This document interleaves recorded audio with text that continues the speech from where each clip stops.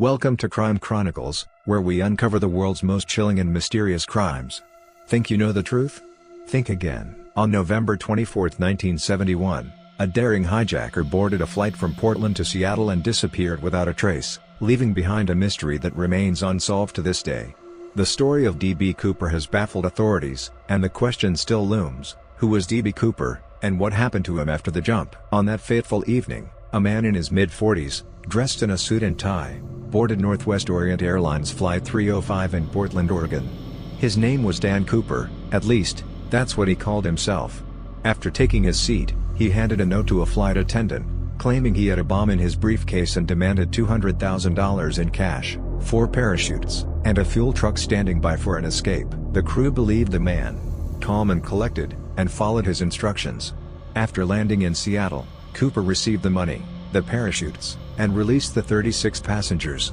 The flight crew, however, remained on board, along with Cooper. But what happened next defied belief. As the plane ascended into the night, Cooper made his move. With a ransom bag full of cash, he opened the rear stairway of the plane and jumped into the cold, dark wilderness of the Pacific Northwest, parachuting out of the plane at an altitude of 10,000 feet, into a forested region of Washington state. The plane landed safely in Reno, Nevada, and the authorities began their search, but D.B. Cooper was gone, without a trace. Despite the massive search efforts that followed, not a single clue was found. How could someone disappear into thin air? The FBI launched one of the largest investigations in U.S. history, questioning thousands of suspects and poring over every piece of evidence. Yet, the case went cold. All they had was a few vague clues, most notably, a small portion of the ransom money. In 1980, nearly a decade after the hijacking, a young boy stumbled upon a small bundle of cash along the Columbia River in Washington. It was a portion of the ransom money, and the serial numbers matched those from the hijacking. But the question remained, why was the money found so far from where Cooper jumped? Was this a clue, or was it just coincidence? Over the years, numerous theories have emerged. Some believe that Cooper died in the jump, succumbing to the harsh terrain and weather conditions. Others argue that he survived, possibly with a daring escape plan, and lived out his days under an assumed identity. Many have been suspected of being D.B. Cooper. Among them was Richard McCoy, a man who hijacked a plane in 1972 using a similar method. Another theory involves a man named Kenneth Christensen, a former paratrooper and airline employee.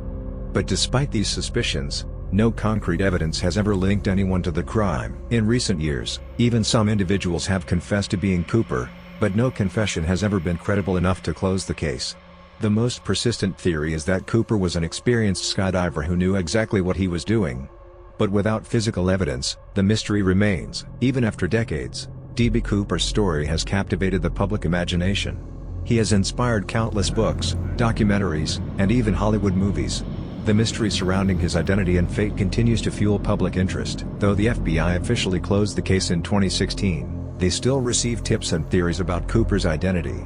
His story remains one of the most famous unsolved mysteries in American history. So, what happened to D.B. Cooper? Did he make it out alive, or did he perish in the wilderness?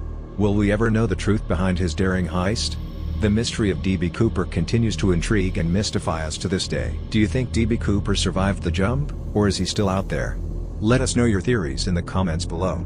And don't forget to like and subscribe for more mysteries and unsolved crimes. Subscribe for more mysteries from history.